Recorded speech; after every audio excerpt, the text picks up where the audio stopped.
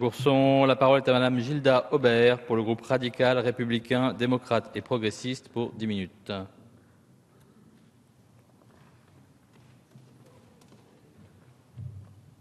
Monsieur le Président, Monsieur le Ministre, Madame la rapporteure générale, Monsieur le Président de la Commission des finances, chers collègues. Notre Assemblée s'apprête à adopter en nouvelle lecture, mais sans modification, le projet de loi de règlement du budget et d'approbation des comptes de l'année 2014, déposé le 27 mai par le gouvernement.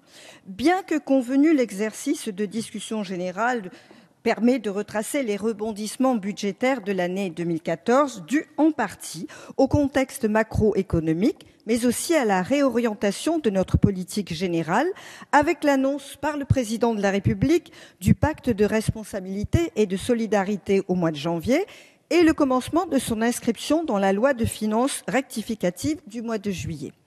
Ces mesures ont eu un impact significatif sur les prévisions initialement inscrites en loi de finances, et ce d'autant que le contexte économique, et plus particulièrement le niveau historiquement bas de l'inflation constaté à plus 0,5% seulement en 2014, a drastiquement limité, avec un faible niveau de croissance, la progression des recettes.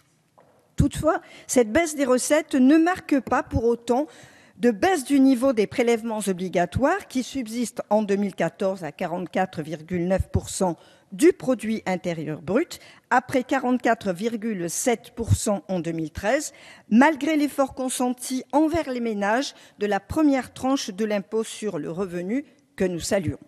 Cette discussion générale permet tout de même de soulever les débats. Premier sujet, celui du déficit. Le gouvernement défend un niveau de déficit nominal au plus bas depuis la crise financière mondiale de 2008 à 4% du PIB. Engagé à poursuivre la baisse cette année et l'année prochaine, en dépit des dépenses nouvelles qu'il assume pour l'ensemble de l'Union européenne de lutte contre le terrorisme et au plan intérieur à la faveur d'outils concrets de lutte contre le chômage des jeunes avec les contrats aidés, le gouvernement explique cette amélioration du déficit par sa gestion budgétaire sérieuse, adossée à une maîtrise historique de la hausse de la dépense en valeur à seulement plus 0,9% hors crédit d'impôt. En 2014, les dépenses du budget général sont objectivement en baisse nette de un peu plus de 1 milliard d'euros par rapport à 2013, là où 100 millions d'euros de baisse supplémentaire étaient votés en loi de finances initiale. Les dépenses liées à la charge de la dette sont elles aussi en baisse nette de 1,7 milliard d'euros par rapport à 2013, ce qui est in fine colossal. Mais celle-ci demeure malgré tout 2 fois plus importante que celle planifiée initialement par le gouvernement. Cela pose, dans le contexte de très faibles taux d'intérêt, la question de la soutenabilité de la dette, car rien ne garantit à moyen terme le niveau favorable de ce refinancement.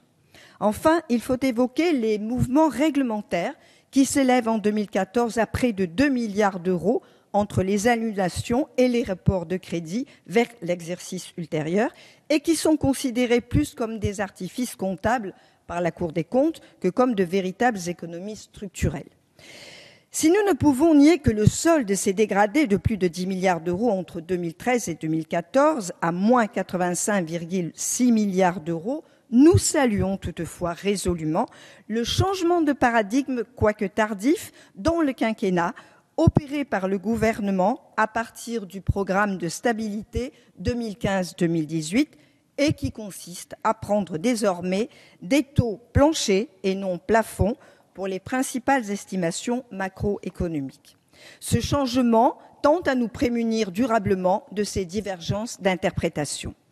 Car tout le monde s'accorde, et le groupe RRDP de concert, sur la bonne maîtrise et la stabilisation des dépenses en 2014, inférieure de 6,34 milliards d'euros aux dotations initiales de la loi des finances, ainsi que sur le respect des normes de la dépense en volume et en valeur.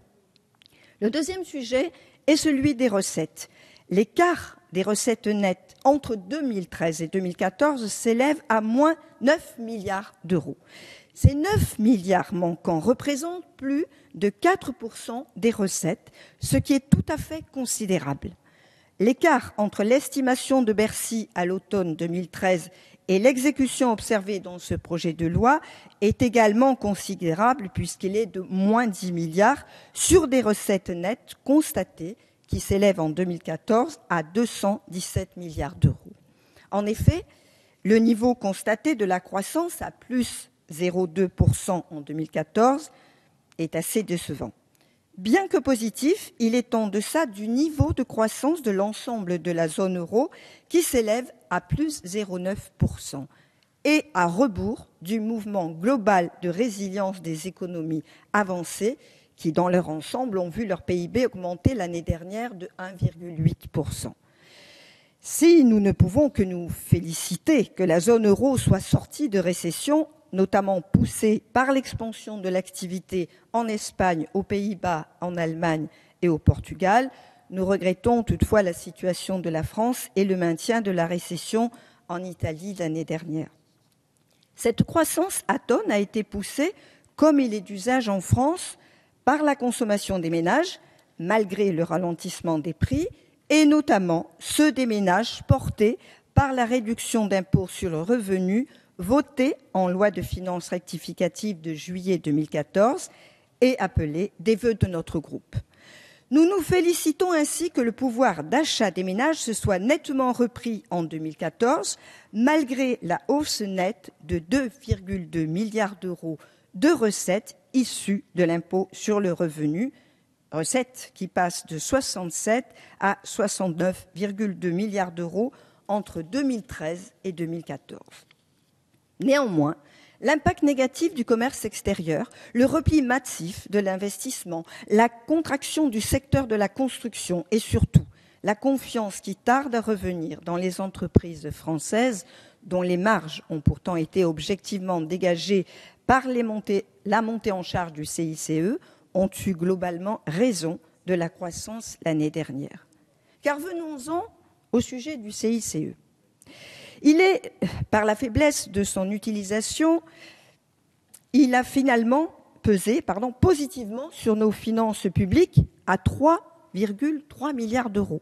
Ces dépenses d'impôt sur les sociétés ont malgré tout représenté 6,5 milliards d'euros en 2014. À ce titre, compte tenu de l'importance des montants engagés et du peu d'effets avérés sur le chômage de masse que subissent nos concitoyens, le groupe RRDP déplore que le gouvernement tarde à remettre au Parlement le rapport sur le principe d'un observatoire des contreparties au CICE adopté par notre Assemblée dans le cadre d'un amendement radical à la loi de finances rectificative de juillet 2014. Si les incertitudes demeurent sur la montée en charge du CICE, outre la donnée tangible qu'il passe en 2015 à 6% en métropole et 7,5% en outre-mer, concernant l'évolution des autres dépenses fiscales, aucune incertitude ne plane. Leur montant a dépassé en 2014 toutes les espérances du gouvernement. Programmées initialement au montant de 70 milliards, elles ont dépassé les 72 milliards d'euros, ce qui est véritablement colossal. Rappelons que sous l'impulsion de notre nouvelle majorité, le montant total de certains avantages fiscaux à l'impôt sur le revenu a fait l'objet d'un plafonnement global. À compter de l'imposition des revenus de 2013, le gouvernement a introduit un plafonnement global général fixé à 10 millions d'euros, compte non tenu des réductions d'impôts pour investissement outre-mer et souscription au capital de Sofica. Nous saluons résolument cet effort de justice fiscale par le plafonnement global des avantages à l'impôt sur le revenu. Nous devons rappeler que le plafonnement n'est ni une simplification, ni une réforme de fond, et comme l'observe malheureusement la Cour des comptes, notre maîtrise des dépenses fiscales reste déficiente, car l'estimation de leur coût demeure partielle. En conclusion, le groupe radical, républicain, démocrate et progressiste votera bien sur ce projet de loi de règlement du budget et d'approbation des comptes de l'année 2014 qui s'inscrit dans notre programme de stabilité avec toutefois les quelques remarques émises par le biais de cette discussion générale. Je vous remercie. Merci Madame Aubert.